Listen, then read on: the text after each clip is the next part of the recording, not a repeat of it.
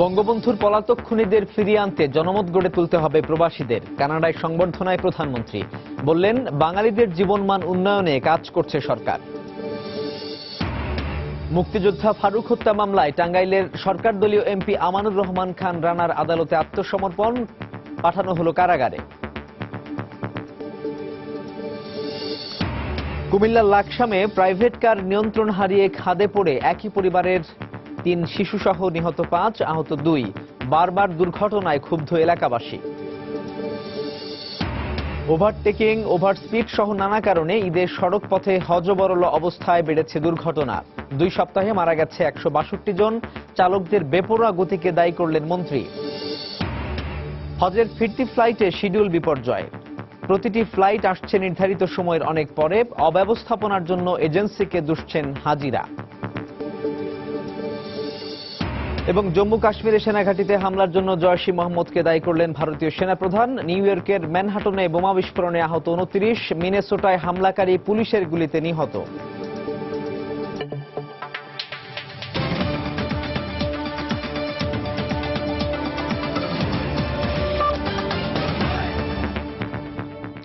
প্রবাসের সময় আপনাদের সঙ্গে আছি সাজিদ রাজু।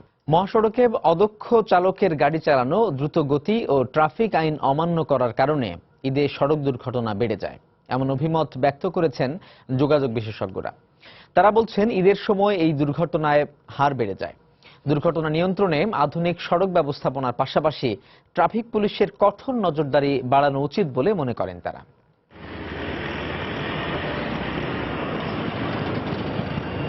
সড়ক দুর্ঘটনার অন্যতম প্রধান কারণ ওভারটেকিং, ওভারস্পিড ও ওভারলোড। পাশাপাশি অদক্ষ চালক, মহাসড়কে গাড়ি চালানোই দুর্ঘটনা ঘটে। এছাড়াও রয়েছে ধীরগতির যানবাহন, নছিমন, করিমন। এ সব কিছুর কারণেই ঈদে সড়ক পথে দেখা দেয় হযবরল অবস্থা। এর ফলে প্রতিবছর ঈদে সড়ক দুর্ঘটনায় ঘটে বহু প্রাণহানি। বাংলাদেশ প্রকৌশল বিশ্ববিদ্যালয়ের সড়ক দুর্ঘটনা গবেষণা প্রতিষ্ঠান বলছে, এবারের ঈদে আগে ও পরে দেশের বিভিন্ন জেলায় ৭১টি সড়ক দুর্ঘটনায় প্রাণ হারিয়েছেন ১৬২ জন। এর আগে ঈদুল ফিতরের সময় ৫৮টি ঘটনায় মৃত্যু হয় ৯৭ জনের। সড়ক পথে অব্যবস্থাপনার কারণেই এই মৃত্যুর মিছিল বলে মনে করে প্রতিষ্ঠানটি। রাস্তা কিন্তু আমার লিমিটেড, গাড়ির সংখ্যা বাড়লো, ব্যবহারকারীর সংখ্যা বাড়লো এবং যিনি ভেহিকেলটা চালাচ্ছেন সেই ভেহিকেল চালকও কিন্তু দেখা যাচ্ছে অনেক ক্ষেত্রে অদক্ষ চালক চলে আসে, অর্থাৎ অনিরাপদ চালক। আমি বলবো দক্ষ চালক হতে পারে, বাট সে অনিরাপদ চালক। কারণ দেখা যাচ্ছে অনেক ক্ষেত্রে সেই ন্যাশনাল হাইওয়ের যেই এনভায়রনমেন্ট, সেই এনভায়রনমেন্টের সাথে কিন্তু সে হয়তো পরিচিত না, সে এতদিন হয়তো সিটি রোডে চালিয়েছে। অন্যদিকে যোগাযোগ বিশেষজ্ঞরা বলছেন, একজন চালক দিয়ে নিরবচ্ছিন্নভাবে বাস চালানোই ঈদে সড়ক দুর্ঘটনা বেড়ে যায়। এছাড়াও দ্রুত গতিতে ঝুঁকিপূর্ণভাবে গাড়ি চালানোও দুর্ঘটনায় প্রাণহানির কারণ। ক্লান্ত, পরিশ্রান্ত ড্রাইভারদের উচ্ছৃঙ্খল ব্যবহারের জন্যই ঘটে। তাহলে ডেফিনেটলি এই জায়গার মধ্যে কিন্তু চালক আমাদেরকে ২ জন করে দিতে হবে। যারা বাসের মালিক, চালক, হেল্পার সবাই কিন্তু এই সমটার জন্য কিন্তু অপেক্ষা করে যে আমি বেশি বেশি ট্রিপ দিয়ে সারা বছরের বড় একটা ইনকাম আমি এখান থেকে করে নিব। বিদ্যমান আইনের কঠোর বাস্তবায়নের মাধ্যমেই সড়ক পথে মৃত্যুর মিছিল কমানো সম্ভব বলে মনে করেন তারা। নজরদারিটা কোথায় ছিল? নজরদারি থাকলে তো এই শৃঙ্খল বিশৃঙ্খল ব্যবহারটা সে করতো না। শফিক মোহাম্মদ, সময় সংবাদ, ঢাকা। কুমিল্লার লাকসামে একটি প্রাইভেট কার নিয়ন্ত্রণ হারিয়ে একই পরিবারের ৩ শিশু সহ ৫ জন নিহত হয়েছেন। আহত হয়েছেন আরো ২ জন। দুর্ঘটনাস্থলকে ঝুঁকিপূর্ণ উল্লেখ করে দ্রুত সড়কটি সংস্কারের দাবি জানিয়েছে এলাকাবাসী ও পুলিশ। কুমিল্লা প্রতিনিধি বাহার রাইহানের পাঠানো তথ্য ও ছবি নিয়ে ডেস্ক রিপোর্ট। ঈদের ছুটি শেষে কর্মস্থলে ফেরা হলো না ব্যাংক কর্মকর্তা আনোয়ারুল ইসলাম ও তার শ্যালক বেসরকারি প্রতিষ্ঠানের ভ্যাট কর্মকর্তা শাহাবুদ্দিনের। রোববার সকালে নোয়াখালীর চাটখিল থেকে প্রাইভেট কারে সপরিবারে ঢাকায় আসার পথে লাকসামের চিলুনিয়ায় তাদের গাড়িটি নিয়ন্ত্রণ হারিয়ে কালভার্ট ভেঙে পানিতে পড়ে যায়। ঘটনাস্থলেই ৩ শিশুসহ ৪ জনের মৃত্যু হয়। এ সময় আহত ৩ জনকে উদ্ধার করে স্থানীয় হাসপাতালে নেয়ার পথে মারা যান শাহাবুদ্দিন। গুরুতর আহত অবস্থায় আনোয়ারুলের স্ত্রী ও শাহাবুদ্দিনের অন্তঃসত্ত্বা স্ত্রী মারজান বেগম হাসপাতালে চিকিৎসাধীন। মারা গেছেন মারজানের অনাগত সন্তানটিও। প্রাইভেট কারটা খুব স্পিডে আসার পরে স্পিড ব্রেকার এখানে জাম্পিং দিয়ে ড্রাইভার নিয়ন্ত্রণ হারায় খালে পড়ে গেছে। এখানে একটা টার্নিং এর ব্যবস্থা করা হোক, সরকারের কাছে এটা আমাদের জোর দাবি জানাতেছি। এদিকে বারবার একই জায়গায় দুর্ঘটনা ঘটায় ক্ষোভ জানিয়েছেন এলাকাবাসী। সড়ক বিভাগের কাছ থেকে সাড়া না মেলার অভিযোগ করলেন স্থানীয় জনপ্রতিনিধিও। বারবার সতর্ক করেছি এবং অবহিত করেছি সড়ক ও জনপদের কুমিল্লা অঞ্চলের যিনি নির্বাহী দায়িত্বে আছেন এবং এখানে স্থানীয় যে অফিস, যে এটাকে কার্যকরী পদক্ষেপ গ্রহণ করার জন্য যেন এখানে দুর্ঘটনা রোধ করা যায়। প্রতি মাসের মধ্যে কয়েকটা গাড়ি আসিয়ে পড়ে যায় এখানে, কদিন পর পরে লোক মারা যায়। এটা যদি কোনো সংস্কার দ্রুত যদি কাজকর্মটা না করে তাহলে কিন্তু দুর্ঘটনা ঘটতেই থাকবে। সড়কটি ঝুঁকিপূর্ণ স্বীকার করে সড়ক ও জনপথ বিভাগের প্রকৌশলী জানালেন সমস্যা সমাধানের চেষ্টা চলছে। যে স্ট্রাকচারগুলো 24 ফিটের কম রয়ে গেছে সেগুলোকে আমরা 4 লেনে করার প্রস্তাব দিয়ে ওই প্রকল্পের মধ্যে অন্তর্ভুক্ত করে দিয়েছি। একই সঙ্গে দুর্ঘটনার জন্য চালকদের বেপরোয়া গতিকে দায়ী করলেন সড়ক বিভাগের কর্মকর্তা। সময় সংবাদ, কুমিল্লা। এদিকে বেপরোয়া ড্রাইভিং ও দ্রুতগতির কারণে দুর্ঘটনা ঘটেছে বলে দাবি করেছেন সড়ক পরিবহন ও সেতুমন্ত্রী ওবায়দুল কাদের। রোববার বিকেলে বিআরটিএ কার্যালয়ে পর্যালোচনা সভায় মন্ত্রী এ মন্তব্য করেন। বিআরটিএ, পরিবহন বিশেষজ্ঞ ও নিরাপদ সড়ক নিয়ে আন্দোলনরতদের সংগঠনের উপস্থিতিতে মহাসড়কে সর্বোচ্চ 80 কিলোমিটার বেগে গাড়ি চালাতে চালকদের নির্দেশ দেন মন্ত্রী। প্রায় প্রতি ঈদেই মহাসংকট নিয়ে হাজির হয় মহাসড়ক। এবারও মহাসড়কে থামেনি মৃত্যুর মিছিল। কিন্তু কেন এই সংকট, তারই কারণ নির্ধারণে রোববার বিকেলে বিআরটিএতে বসে দুর্ঘটনা বিষয়ে পর্যালোচনা সভা। সভায় মন্ত্রী অভিযোগ করেন, বেপরোয়া গতির কারণেই ঝরে গেছে 1.5 শতাধিক প্রাণ। ঈদের সময় যে দুর্ঘটনাগুলো হয়েছে এর বেশিরভাগ কারণ হচ্ছে রেকলেস ড্রাইভিং, বেপরোয়া গাড়ি চালানো, অতিরিক্ত ট্রিপের জন্য অতিরিক্ত গতি। আমরা একটা নিয়ম করে দিয়েছিলাম যে 80 কিলোমিটার সর্বোচ্চ, কিন্তু সেটাকে কেউ মানছেন। চালকদের বিরুদ্ধে একই রকম অভিযোগ করেন নিরাপদ সড়ক চাই আন্দোলনের প্রধান ইলিয়াস কাঞ্চন। স্পিড গান দিয়ে দেখছে যে একটি গাড়ি দ্রুত গতিতে আসছে, তাকে থামানোর চেষ্টা করছে, সেই গাড়ি উল্টো পুলিশের উপর দিয়ে চালিয়ে দিতে চাইছে, পুলিশ সরে যাবে। তবে শুধু চালকদের দোষ দিয়েই দায় এড়ানো যায় না, কারণ দেশের বহু সড়ক মহাসড়কগুলোতে এখনো ব্ল্যাক স্পটগুলো সমাধান করা হয়নি। যাওয়া বা হয়েছে সেই কাজের ভুল ত্রুটি তুলে ধরেন সড়ক বিশেষজ্ঞরা। 12 বছর আগের ডাটার উপর এখন কাজ হচ্ছে। আমরা বেশ কয়েকবার সংশ্লিষ্ট মন্ত্রণালয় এবং আপনার দপ্তরে আমরা চিঠি পাঠিয়েছি, আপডেটেড ডাটা নিয়ে যেন করা হয়। আগের ডাটা নিয়ে ইমপ্রুভমেন্ট কাজ করলে আসলে এখান থেকে ফলাফল খুব বেশি পাবো কিনা বক্তারা বলেন, দায় রয়েছে বাস মালিকদেরও। আপনারা যদি মালিক সমিতির থেকে যদি এটা ইয়ে না করেন তাহলে কিন্তু অনেকবার মিটিং করা হচ্ছে, আমরা মাঝখান থেকে আসি কোনো কারখানায় ইয়ে করার জন্য, এটা আপনাদেরই কিন্তু প্রধান দায়িত্ব। বৈঠকের সিদ্ধান্তগুলো যাতে সেমিনারের 4 দেয়ালেই আবদ্ধ না থাকে, সেদিকে সংশ্লিষ্ট সব মহলকে দায়িত্ববান হওয়ার অনুরোধ উঠে আসে বক্তাদের কণ্ঠে। আতিকুর রহমান তমাল, সময় সংবাদ, ঢাকা। প্রবাসী সময় আরো থাকছে। রাজধানীতে উইলস লিটল ফ্লাওয়ার কলেজের ছাত্র ছুরিকাঘাতে আহত। পূর্বশত্রুতার জের ধরে সহপাঠীরা হামলা চালিয়েছে অভিযোগ পরিবারের। বিদেশে বঙ্গবন্ধুর পালিয়ে থাকা খুনিদের দেশে ফিরিয়ে আনতে জনমত গড়ে তোলার জন্য প্রবাসীদের প্রতি আহ্বান জানিয়েছেন প্রধানমন্ত্রী শেখ হাসিনা। শনিবার স্থানীয় সময় সন্ধ্যায় কানাডার মন্ট্রিলে প্রবাসী বাংলাদেশিদের দেয়া এক নাগরিক সংবর্ধনায় তিনি একথা বলেন। নূর চৌধুরীকে ফিরিয়ে দিতে কানাডা প্রবাসীদের স্থানীয়ভাবে জনমত সৃষ্টির তাগিদ দিয়ে প্রধানমন্ত্রী বলেন, সারা বিশ্বে যাতে বাঙালিরা মাথা উঁচু করে চলতে পারে সেই লক্ষ্য নিয়েই কাজ করছে সরকার। আমাদের কানাডা প্রতিনিধি শরীফ ইকবাল চৌধুরীর পাঠানো তথ্য ও ছবি নিয়ে desk report. Global fund conference উপলক্ষে কানাডায় 4 দিনের সরকারি সফরে প্রধানমন্ত্রী শেখ হাসিনাকে শেষ দিনে নাগরিক সংবর্ধনা দেয় সেখানকার প্রবাসী বাংলাদেশিরা। শনিবার মন্ট্রিলে স্থানীয় সময় সন্ধ্যায় শেরব্রুক অডিটোরিয়ামে শেখ হাসিনার সম্মানে এই নাগরিক সংবর্ধনার আয়োজন করে বাংলাদেশ আওয়ামী লীগের কানাডা শাখা। এ সময় কানাডা ও যুক্তরাষ্ট্রে অবস্থান করা বঙ্গবন্ধুর খুনিদের কেন ফিরিয়ে দেয়া হবে না এমন প্রশ্ন তোলেন প্রধানমন্ত্রী। বলেন, পলাতক খুনিদের বিচারের মুখোমুখি করতে প্রবাসীদেরও এগিয়ে আসতে হবে জনমত তৈরিতে। কানাডা সরকার এবং আমেরিকার সরকার আমরা বলেছি যে আপনারা খুনিদেরকে লালন পালন করেন, তাদের কেন রাখেন? সেই খুনি সে তো আমার দেশের নাগরিক। কাজে আমার দেশের যে প্রচলিত আইন, সেই আইন অনুযায়ী তো তার সাজা হবে। তো তাকে রক্ষা করার চেষ্টা কেন? আপনারা বিভিন্ন এলাকায় যে বাস করেন, সেখানে আপনাদের জনপ্রতিনিধিরা এদেশের আছে, অর্থাৎ তাদেরকে আপনারা চিঠি লিখুন, তাদের মাঝে একটা চেতনা জাগ্রত করুন, তাদেরকে জানান যে বাংলাদেশের একজন অপরাধী খুনের মতো অপরাধ করে এসেছে। উন্নয়ন কর্মকাণ্ডে পদে পদে বাধা থাকলেও বাংলার মাটিতে ষড়যন্ত্রকারীদের বিচার করার দৃঢ় প্রত্যয় ব্যক্ত করে প্রবাসীদের সরকারের পাশে থাকার আহ্বান জানান শেখ হাসিনা। যারা আমার দেশে এত অন্যায় করেছে তাদের বিচারটা হতেই হবে। অনেক হুমকি ধামকি অনেক কিছুই শুনতে হয়, শুধু আমাকে কেন, যারা বিচার কার্যে লিপ্ত, যারা আইনি সহায়তা, প্রত্যেকেই অনবরত হুমকির সম্মুখীন। এটা আমাদের প্রতিজ্ঞা যে বাংলাদেশের মানুষ কোথাও মাথা নিচু করে চলবে না, সারা বিশ্বে মাথা উঁচু করে চলবে।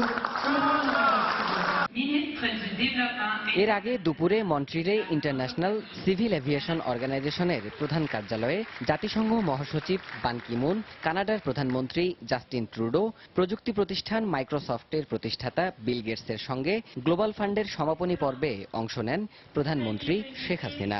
ম্যালেরিয়া ও এইডসের মতো দুরারোগ্য ব্যাধি নির্মূলে $13 বিলিয়ন সংগ্রহের লক্ষ্যমাত্রা নির্ধারণের মধ্য দিয়ে শেষ হয় দুদিনব্যাপী গ্লোবাল ফান্ড কনফারেন্স। রোববার স্থানীয় সময় দুপুরে জাতিসংঘের ৭১তম সাধারণ অধিবেশনে যোগ দিতে নিউ ইয়র্কের উদ্দেশ্যে মন্ট্রিল ছাড়বেন প্রধানমন্ত্রী শেখ হাসিনা। সময় সংবাদ, মন্ট্রিল, কানাডা। এদিকে কানাডা সফর সফল হয়েছে বলে সময় সংবাদকে জানিয়েছেন প্রধানমন্ত্রীর প্রেস সচিব এহসানুল করিম।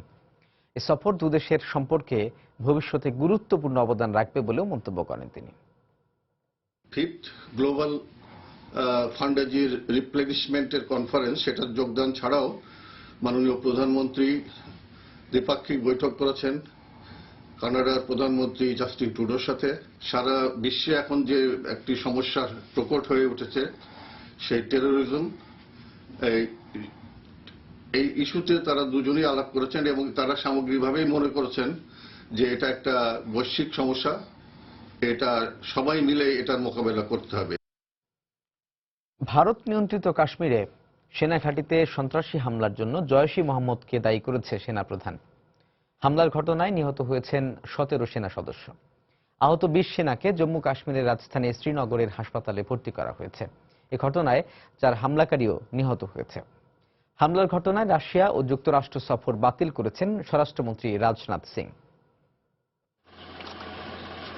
সেনাবাহিনীর হেলিকপ্টারে করে আহত সেনাদের নিয়ে যাওয়া হয় শ্রীনগর হাসপাতালে। ভোরে যখন চারদিক নিস্তব্ধ, তখন হঠাৎই গুলির শব্দে চমকে ওঠেন উরি সেনা ঘাঁটির সৈনিকেরা। ভারত নিয়ন্ত্রিত জম্মু কাশ্মীরের রাজধানী শ্রীনগর থেকে 100 কিলোমিটার দূরে বারমুল্লা জেলার এ সেনা ঘাঁটিতে রোববার ভোরে হামলা চালায় হামলাকারীরা। ভারত পাকিস্তান সীমান্ত রেখা লাইন অব কন্ট্রোলের কাছের এই ঘাঁটিতে ভারী অস্ত্রশস্ত্র নিয়ে ঢুকে পড়ে তারা। ঘাঁটির প্রশাসনিক এলাকায় তাদের সঙ্গে বন্দুকযুদ্ধ শুরু হয় সেনা সদস্যদের। এতে সন্ত্রাসীরা সবাই নিহত হলেও প্রাণ দিতে হয় 17 সেনা সদস্যকে। সেনাবাহিনীর এক বিবৃতিতে বলা হয়, জওয়ানদের একটি তাঁবুতে আগুন লেগে যাওয়ায় হতাহতের সংখ্যা বেড়ে যায়। ভারতের উপপ্রতিরক্ষা মন্ত্রী সুভাষ ভামরেও একই তথ্য জানিয়েছেন। উরি সেক্টরের সেনা ঘাঁটিতে ভোরে হামলা চালায় সন্ত্রাসীরা। দুর্ভাগ্যবশত আমাদের 17 সেনা সদস্য প্রাণ হারিয়েছে, তবে 4 সন্ত্রাসীও নিহত হয়েছে। এই ঘটনায় নিহতদের প্রতি সম্মান জানিয়ে তাদের পরিবারের প্রতি সমবেদনা প্রকাশ করেছেন প্রধানমন্ত্রী নরেন্দ্র মোদী। বলেছেন, এই ঘটনায় জড়িতদের অবশ্যই শাস্তি পেতে হবে। পরিস্থিতি পর্যবেক্ষণে সেনাবাহিনী প্রধান দলবীর সিং কাশ্মীর গেছেন। বন্দুকযুদ্ধে নিহত 4 সন্ত্রাসী বিদেশি নাগরিক। প্রাথমিক তদন্তে আমরা জানতে পেরেছি এদের সবাই পাকিস্তান ভিত্তিক সশস্ত্র সংগঠন জয়শ-ই মোহাম্মদের সদস্য। ভারতে সন্ত্রাসী কর্মকাণ্ডে পাকিস্তানি সংগঠনের জড়িত থাকার বিষয়ে পাক সেনাবাহিনীর কাছে আমাদের উদ্বেগের কথা জানিয়েছি।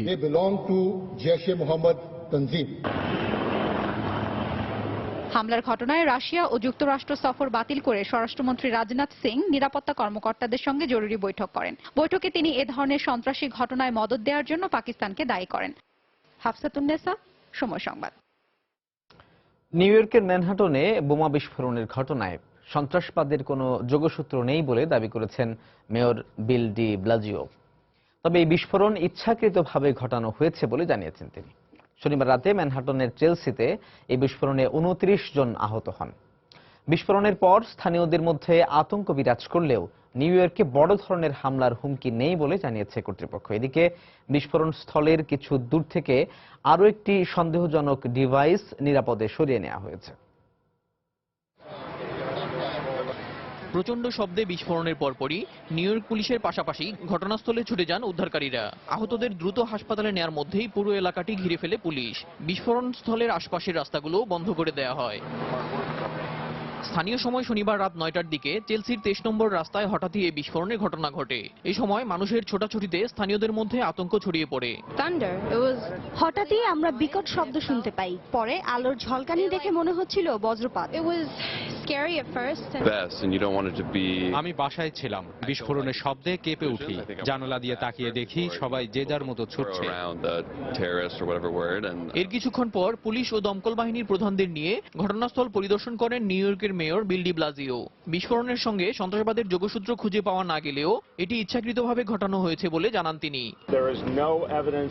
প্রাথমিক তদন্তে এটি সন্ত্রাসী হামলা বলে প্রমাণ পাওয়া যায়নি। এ মুহূর্তে নিউ ইয়র্কে বড় কোনো সন্ত্রাসী হামলার হুমকিও নেই।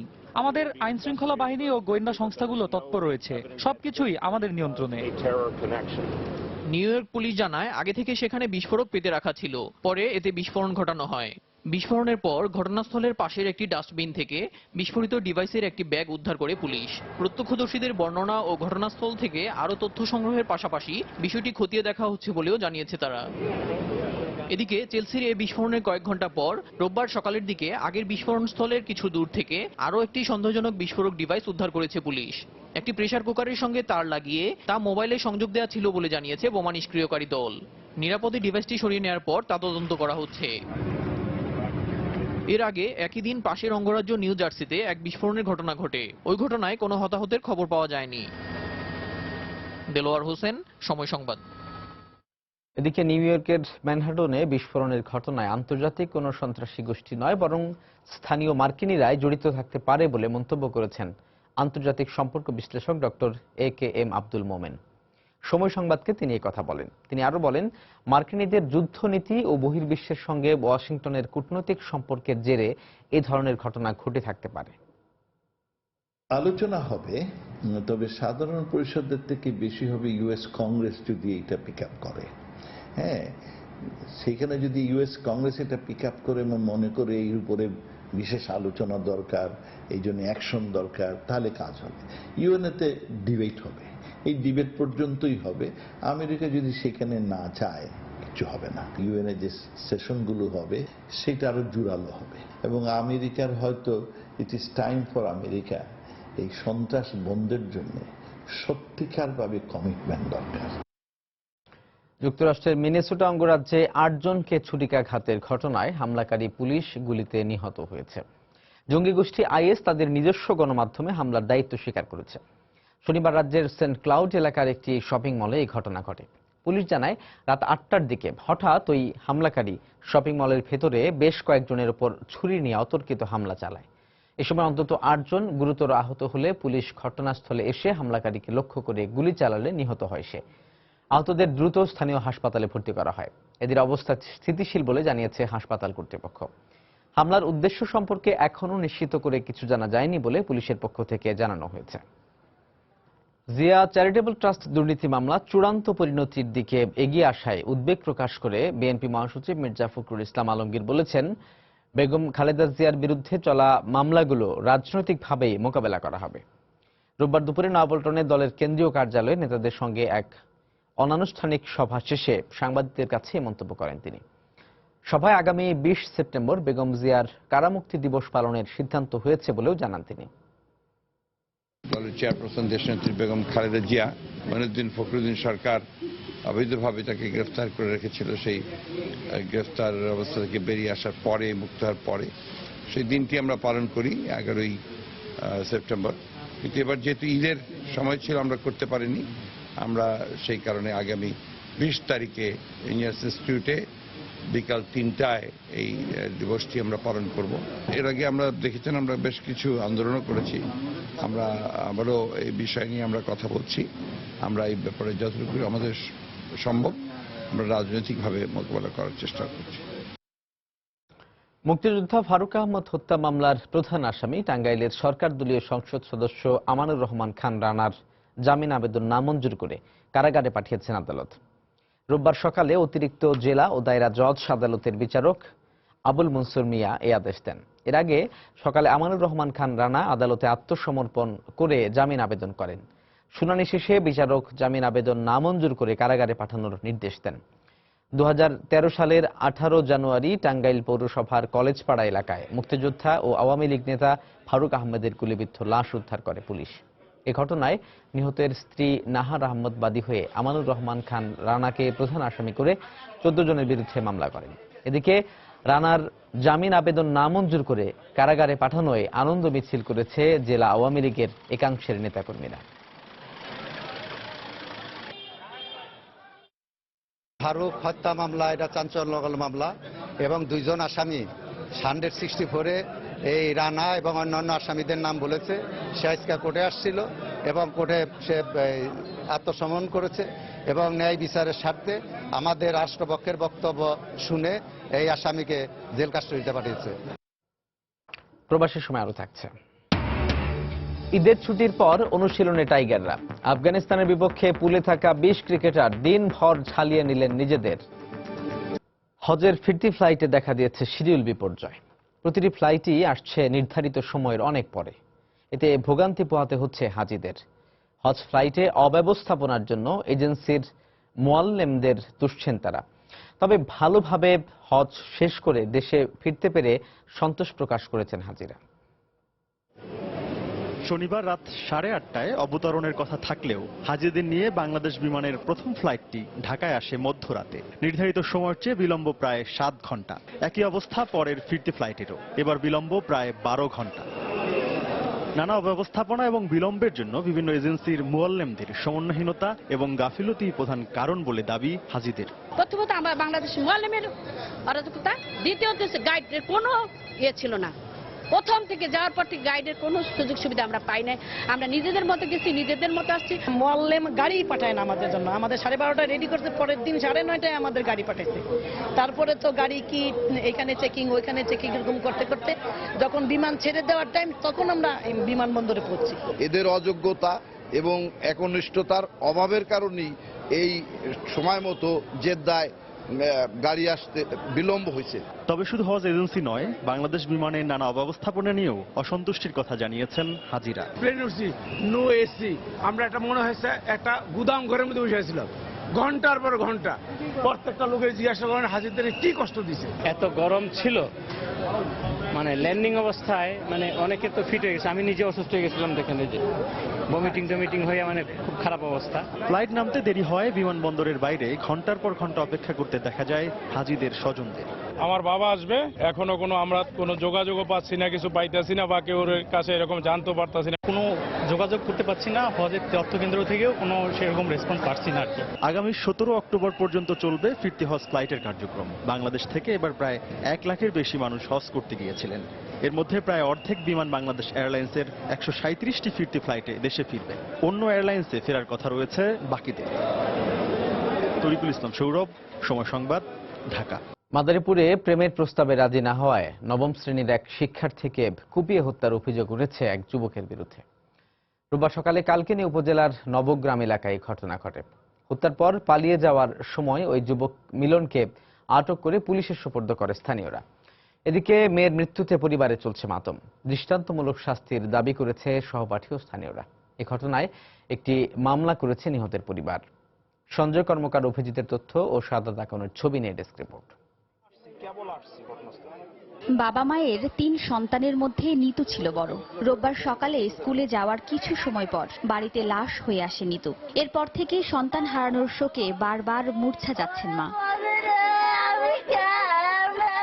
স্বজনরা জানান, বেশ কিছুদিন ধরেই মাদারীপুরের কালকিনির নবগ্রামে স্কুল শিক্ষার্থী নিতু মণ্ডলকে প্রেমের প্রস্তাব দিয়ে আসছিল স্থানীয় যুবক মিলন। একসময় ওই শিক্ষার্থীর গৃহশিক্ষকও ছিল সে, কিন্তু প্রস্তাবে রাজি না হওয়ায় স্কুলে যাওয়ার পথে নিতুর পথ রোধ করে ওই যুবক। এ সময় তাকে ছুরিকাঘাত করে হত্যা করা হয়। পরে ঘটনাস্থল থেকে লাশ উদ্ধার করে ময়না তদন্তের জন্য সদর হাসপাতাল মর্গে পাঠায় পুলিশ। ছোট ভাই যাকে দেয় ওইভাবে কান্নাকাটি করে, এবং লাশ পাওয়া গেছে। ছুরিকাঘাত করে এমন গুরুতরভাবে আহত করলো, তারপর তার জীবনটাই কেড়ে নিল। হত্যার পর পালিয়ে যাওয়ার সময় স্থানীয়দের সহায়তায় মিলনকে আটক করা হয় বলে জানিয়েছে পুলিশ। মারা যাওয়ার পরে আমরা খবর পেয়ে আসার সাথে জনগণের সহায়তায় আসামিকে ধৃত করি। আসামি আমাদের হেফাজতে আছে। এই ঘটনায় আটক মিলনের দৃষ্টান্তমূলক শাস্তির দাবি জানিয়েছে নিতুর সহপাঠী ও স্থানীয়রা। আমরা নিরাপত্তার জন্য এমন ব্যবস্থা করবেন জানি ছেলেরা পথে ঘাটে কারোদের ডিস্টার্ব না করতে পারে। নাবালিকা মেয়েদের চলাফেরার জন্য যদি কোনো ধরনের বিচার কিছু থাকে, তিনি যেন সেই বিচারটা যেন তাদের জন্য ব্যবস্থা করেন, যাতে এলাকাবাসী সুস্থ থাকতে পারে। এর জন্য আপনারা একটা সুস্থ তদন্ত করে এটা একটা সুস্থ ব্যবস্থা করুন। নিতু মণ্ডল কালকিনি উপজেলার নবগ্রাম মাধ্যমিক বিদ্যালয়ের নবম শ্রেণীর ছাত্রী ছিল। সময় সংবাদ, মাদারীপুর। এদিকে নোয়াখালীর কোম্পানিগঞ্জে এক কিশোরী গণধর্ষণের শিকার হয়েছে বলে অভিযোগ পাওয়া গেছে। নির্যাতিতা জানায়, শনিবার বন্ধু প্রদীপ শীলসহ মুছাপুর ক্লোজারে এলাকায় বেড়াতে যায় সে। ওই দিন সন্ধ্যায় এলাকার একটি বাগানের ভেতর কিশোরীকে ধর্ষণ করে জলদস্যু সোহাগ বাহিনীর লোকজন। এই ঘটনায় মেয়েটি কোম্পানিগঞ্জ থানায় 7 জনের বিরুদ্ধে মামলা করলে পুলিশ প্রদীপ ও সোহাগকে গ্রেপ্তার করে। তাৎক্ষণিকভাবে কিশোরীকে উপজেলা স্বাস্থ্য কমপ্লেক্সে ভর্তি করলে স্বাস্থ্য পরীক্ষায়ও ধর্ষণের আলামত পাওয়া যায়। জোরাজোরি করার সাথে সাথে ওই দুইটা লোক আইছে, লোক আওয়ার সাথে সাথে প্রদীপ দিছে দৌড়টা, আমি দাঁড়াই আছি। দাঁড়ানোর পরে ওই লোকগুলো আমার ধরছে। আর নাতিনের যাতে বার করিয়ে আনছে, হাতের বিচার চাই। আর যেগুনে একেজন নষ্ট করছে সেগুনের বিচার চাই। প্রদীপ নামের এই ছেলেটা এই মেয়েটাকে বনপ্রহরীর সহযোগিতায় তার বাগানের আরো ভিতরে নিয়ে যায়। সেখানে নিয়ে তার সাথে সে খারাপ কাজ করে এবং ওইখানের কিছু ছেলে পেলে তাদেরকে দেখে ফেলে। দেখার পরে তারাও জোরপূর্বক এই মেয়েটার সাথে খারাপ কাজ করে। দুর্বৃত্তের ছুরিকাঘাতে রাজধানীতে Willes Little Flower School and কলেজের ছাত্র রামিম আহত হয়েছে। পূর্বশত্রুতার জের ধরে সহপাঠীরা হামলা চালিয়েছে বলে অভিযোগ করেছে পরিবার। রামিমের বন্ধুরা জানায়, রোববার বেলা 12:30টার দিকে বেইলি রোড থেকে বাঠায় যাওয়ার পথে মালিবাগ রেল স্টেশন এলাকায় 4-5 জন যুবক তার পথ রোধ করে। এ সময় রামিমকে মারধর করে তার 2 হাতে ছুরিকাঘাত করে। আহত অবস্থায় তাকে স্থানীয় একটি হাসপাতালে প্রাথমিক চিকিৎসা দেওয়ার পর ঢাকা মেডিকেলে নিয়ে যাওয়া হয়। পরে তাকে পঙ্গু হাসপাতালে ভর্তি করা হয়। ওকে ডাক দেওয়ার পর ও মনে করছে যে সিনিয়ররা যেহেতু ডাক দিছে তাহলে যাই, কোনো অসুবিধা হবে না। পরে যাওয়ার পরে ওর উপরে একটা ব্যাগ ছিল ওদের কাঁধে, ব্যাগের থেকে একটা ছুরি বের করে ওর উপরে হামলা করে ফেলছে। ওর হাতে 2 হাতে আঘাতের চিহ্ন আছে। ওর পরিচিত বন্ধুরাই ওকে আঘাত করছে বলে আমরা শুনতে পাচ্ছি। ভিক্টিমের জ্ঞান ফেরার পরে ভিক্টিমের কাছে শুনে তারপরে আমরা আগাবো, আমাদের তদন্ত কার্যক্রম আগে নিয়ে যাবো। ঈদের ছুটি শেষে জীবিকার তাগিদে আবারও ঢাকায় ফিরছেন কর্মজীবী মানুষ। রেল, লঞ্চ ও বাস টার্মিনালে রোববার সকাল থেকে দেখা গেছে যাত্রীদের ভিড়। এদিকে পরিবারের সঙ্গে ঈদ আনন্দ উপভোগ করলেও যানজট সহ পথে নানা ভোগান্তি পোহাতে হয়েছে বলে অভিযোগ করেন অনেক যাত্রী। চোখে মুখে এখনো প্রিয়জনের সঙ্গে আনন্দের সময় কাটানোর রেশ। ট্রেন থেকে একে একে রাজধানীর বুকে পা ফেলছেন ঈদের ছুটি শেষে ঢাকায় ফেরা মানুষ। ভেতরে ও বাইরে উপচে পড়া ভিড়ের কারণে অনেক কষ্ট হলেও ঢাকায় ফিরতে পেরে যেন স্বস্তি যাত্রীদের। পরিবারের সঙ্গে ঈদের ছুটি কাটানোর অনুভূতিও ছিল অন্যরকম। ট্রেনের টিকিটটা পাওয়াতে অনেক আরাম, আর ঈদের আনন্দের কথা তো আসলে বলে শেষ করতে পারবো না। ঈদ ভালোই কাটাইছি, কুরবান দিলাম, দেওয়ার পরে আজকে আবার প্রথম অফিসে আসলাম। সদরঘাট লঞ্চ টার্মিনালেও ছিল রাজধানীর দিকে আসা মানুষের ঢল। তবে নৌপথে নানা ভোগান্তি পোহাতে হয়েছে বলে জানান যাত্রীরা। আনন্দ ফুর্তি, সবার সাথে দেখা হওয়া, বন্ধু বান্ধব, ফ্যামিলি সবকিছু মিলে ভালো। তবে লঞ্চ জার্নি অনেক ভিড় হয়, বসা যায় না, তারপর এসে দাঁড়ানো যায় না, বাচ্চা নিয়ে অনেক সমস্যাই আছে। 1000 টাকার ভাড়া, কেবিন ভাড়া 1200 টাকা নেওয়া হয়েছে এবং জনদুর্ভোগ আছে। উত্তরবঙ্গ থেকে দূরপাল্লার গাড়িতে আসা যাত্রীরা স্বাচ্ছন্দ্যে আসতে পারলেও দক্ষিণ অঞ্চলের মানুষের ছিল নানা ভোগান্তি। পিরোজপুরে গেছিলাম, বরিশালে, ওইখানে থেকে আসার সময় খবর হয়ে গেছে রাস্তায় প্রচন্ড জ্যাম ছিল, অনেক বেশি জ্যাম ছিল, আসতে টোটাল 12 ঘন্টা লাগলো। ফ্যামিলির সবাইয়ের সাথে দেখা করার পরে আমরা যে ফিরে আসতেছি, আসলে এই কষ্টটা কোনো কষ্টই বোধ হচ্ছে না। যাত্রীরা বলছেন, প্রতিবারের মতো এবার ঈদের ছুটি শেষে ঢাকায় ফিরতি পথে ছিল দুর্ঘটনার ঝুঁকি। ফখরুল শাহিন, সময় সংবাদ, ঢাকা। অপরিচ্ছন্ন অপারেশন থিয়েটার, মেয়াদোত্তীর্ণ ওষুধ ব্যবহার সহ বিভিন্ন অনিয়মের দায়ে রাজধানীতে 3টি ডায়াগনস্টিক সেন্টার ও বেসরকারি হাসপাতাল ও ফার্মেসিকে 24,50,000 টাকা জরিমানা করেছেন র্যাব 2 এর ভ্রাম্যমাণ আদালত। রোববার সকালে রাজধানীর আসাদ গেট, মোহাম্মদপুর, শ্যামলীতে বিভিন্ন হাসপাতাল ও ডায়াগনস্টিক সেন্টারে অভিযান চালায় র্যাব। এ সময় মেয়াদোত্তীর্ণ ওষুধ ব্যবহার করে রোগ নির্ণয় করায় ইসলামী ডায়াগনস্টিক সেন্টারকে 6 লাখ টাকা জরিমানা করা হয়। Dhaka trauma centre and specialised orthopaedic hospital লিমিটেডে অভিযান চালিয়ে অপরিচ্ছন্ন অপারেশন থিয়েটার ও বিভিন্ন অনিয়মের দায়ে 8 লাখ টাকা জরিমানা করা হয়। এছাড়া মেয়াদোত্তীর্ণ ওষুধ বিক্রির দায়ে পপুলার মেডিসিন কর্নারকে 5 লাখ টাকা জরিমানা এবং কেয়ার হাসপাতালে অভিযান চালিয়ে 5,50,000 টাকা জরিমানা করে র্যাবের ভ্রাম্যমাণ আদালত। এদের ওটিগুলো খুবই নোংরা, আনহাইজেনিক অবস্থা, এবং আমরা বেশ কিছু কমপ্লেনও পেয়েছি যে এই সমস্ত ওটিতে আপনার প্রতিষ্ঠানগুলো রোগী ভাগিয়ে নিয়ে অপারেশন করার কারণে আপনার ইনফেকশন হয়েছে। যে রিপোর্টগুলি তৈরি করছে এখানে আসলে এক্সপার্ট টেকনিশিয়ান কেউ নেই, এবং বেশ কিছু রিপোর্ট সাইন ছাড়াই চলে গিয়েছে, এবং কিছু রিপোর্ট যারা সাইন করতেছে তাদের কোনো ডেজিগনেশন নাই, কোনো কিছু নেই। আর প্রত্যেকটি প্রতিষ্ঠানে এখানে প্রচুর আমরা রিএজেন্ট পেয়েছি যেগুলো দিয়ে আপনার রোগ নির্ণয় করা হয়, এগুলো ডেট এক্সপায়ার, প্রায় 1 বছর আগে 2 বছর আগে ডেট এক্সপায়ার হয়ে গিয়েছে।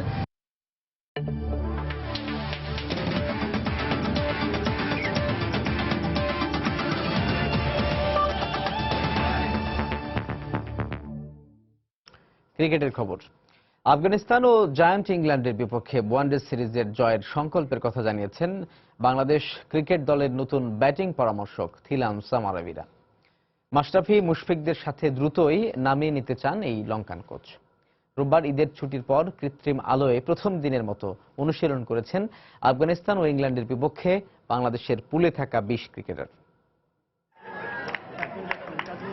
ঈদের ছুটি কাটিয়ে আবার হোম অফ ক্রিকেটে ফিরেছেন মাশরাফি, সাকিব, মুশফিকরা।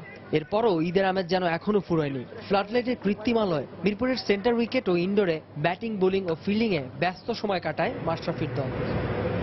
গেল মাসে বাঁ হাতের আঙুলে বেশ চোট পেলেও ঠিক 20 দিন পর মিরপুরের ইনডোর ও সেন্টার উইকেটের নেটে ব্যাটিং অনুশীলন করেছেন ওপেনার তামিম ইকবাল। ক্রিকেটারদের পাশাপাশি সব কোচিং স্টাফরাও যোগ দেন টাইগারদের অনুশীলনে। টিম বাংলাদেশের নতুন ব্যাটিং পরামর্শক থিলান সামারাবীরাও হাজির শিষ্যদের দীক্ষা দিতে। গেল 2 বছরে পাকিস্তান, ভারত আর দক্ষিণ আফ্রিকার মতো ক্রিকেটের পরাশক্তিদের বিপক্ষে সফল হওয়া বাংলাদেশের ব্যাটিং পরামর্শক হতে পেরে আনন্দিত সামারাবীরা। আফগানিস্তান আর ইংল্যান্ড সিরিজে টাইগারদের সফলতা এনে দেওয়াটাই এখন এই লঙ্কানের মূল লক্ষ্য। গেল 18 মাসে বাংলাদেশের উন্নতি আমাকে মুগ্ধ করেছে, তাই তাদের সঙ্গে কাজ করার সুযোগ পেয়ে আমি দারুণ রোমাঞ্চিত। গেল বছর বাংলাদেশ ঘরের মাটিতে বাঘা বাঘা দলগুলোকে হারিয়েছে, তাই ইংল্যান্ডের বিপক্ষে ওয়ানডে সিরিজ জয়ের ব্যাপারে আমি বেশ আশাবাদী। অস্ট্রেলিয়ার হাই পারফরমেন্স দলের কোচের দায়িত্ব পালন করেছেন কিছুদিন আগেই। তবে বাংলাদেশের পরিবেশের সাথে মানিয়ে নিতে কোনো সমস্যাই হবে না বলে মনে করেন সাবেক এই লঙ্কান ব্যাটসম্যান। আমি এশিয়ার ক্রিকেটার। শ্রীলঙ্কা আর বাংলাদেশের সংস্কৃতির মাঝে খুব একটা পার্থক্য নেই, তাই আমার ধারণা আমি খুব শিগগিরই সবার সঙ্গে মানিয়ে নিতে পারবো। ওয়ার্ল্ড টি20-র পর দীর্ঘদিন আন্তর্জাতিক ক্রিকেটের বাইরে ছিল বাংলাদেশের ক্রিকেটাররা। সামারাবীরার বিশ্বাস, দীর্ঘ বিরতির পরও মাঠের ক্রিকেটে আফগানিস্তান আর জায়ান্ট ইংল্যান্ডকে বধ করবে টিম বাংলাদেশ। নাসির সুলতান, সময় সংবাদ, ঢাকা।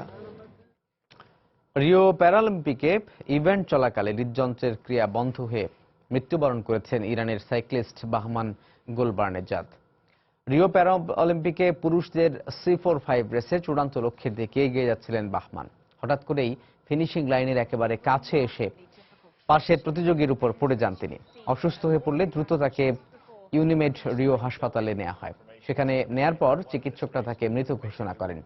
হৃদযন্ত্রের ক্রিয়া বন্ধ হয়েই বাহমানের মৃত্যু হয়েছে বলে নিশ্চিত করেছেন চিকিৎসকরা। 48 বছর বয়সী এই ক্রীড়াবিদের মৃত্যুতে শোকের ছায়া নেমে এসেছে গেমস ভিলেজে। তার মৃত্যুতে ভিলেজে ইরানের পতাকা অর্ধনমিত রাখা হয়েছে। দীর্ঘ 12 বছর ধরে বাহমান সাইক্লিং করে আসছেন। ইরানে তার স্ত্রী ও এক সন্তান রয়েছে। 2012 লন্ডন প্যারালিম্পিকেও অংশ নিয়েছিলেন বাহমান। দুর্ঘটনার কারণ অনুসন্ধানে এরই মধ্যে তদন্ত কমিটি গঠন করা হয়েছে বলে জানিয়েছে আন্তর্জাতিক প্যারালিম্পিক কমিটি। এ পর্যায়ে শীর্ষ সংবাদ জানিয়ে দিচ্ছি আরেকবার। বঙ্গবন্ধুর পলাতক খুনিদের ফিরিয়ে আনতে জনমত গড়ে তুলতে হবে প্রবাসীদের। কানাডায় সংবর্ধনায় প্রধানমন্ত্রী বললেন, বাঙালিদের জীবনমান উন্নয়নে কাজ করছে সরকার। মুক্তিযোদ্ধা ফারুক হত্যা মামলায় টাঙ্গাইলের সরকার দলীয় এমপি আমানুর রহমান খান রানার আদালতে আত্মসমর্পণ, পাঠানো হলো কারাগারে। কুমিল্লার লাকসামে প্রাইভেট কার নিয়ন্ত্রণ হারিয়ে খাদে পড়ে একই পরিবারের 3 শিশু সহ নিহত 5, আহত 2। বারবার দুর্ঘটনায় ক্ষুব্ধ এলাকাবাসী। ওভারটেকিং, ওভারস্পিড সহ নানা কারণে ঈদে সড়ক পথে হজ ও বরল অবস্থায় বেড়েছে দুর্ঘটনা। 2 সপ্তাহে মারা গেছে 162 জন। চালকদের বেপরোয়া গতিকে দায়ী করলেন মন্ত্রী। হজের ফিরতি ফ্লাইটে শিডিউল বিপর্যয়। প্রতিটি ফ্লাইট আসছে নির্ধারিত সময়ের অনেক পরে। অব্যবস্থাপনার জন্য এজেন্সিকে দোষছেন হাজিরা। এবং জম্মু কাশ্মীরের সেনাঘাঁটিতে হামলার জন্য জয়শ-ই মোহাম্মদকে দায়ী করলেন ভারতীয় সেনাপ্রধান। নিউ ইয়র্কের ম্যানহাটনে বোমা বিস্ফোরণে আহত 29, মিনেসোটায় হামলাকারী পুলিশের গুলিতে নিহত। এই ছিল প্রবাসী সময়ে। যে কোনো খবর পেতে ভিজিট করুন সময়নিউজ.tv। যে কোনো বাংলা লিংক রবি ও সিরিসেল নম্বর থেকে সময় সংবাদের খবর, অনুষ্ঠান সূচি জানতে এবং যে কোনো তথ্য সময় সংবাদকে জানাতে ডায়াল করুন 16242 নাম্বারে। এছাড়া এইমাত্র পাওয়া খবর আপনার মোবাইলে পেতে SMS করুন *BN লিখে পাঠিয়ে দিন 16242 নাম্বারে। সঙ্গে থাকুন সময়ে।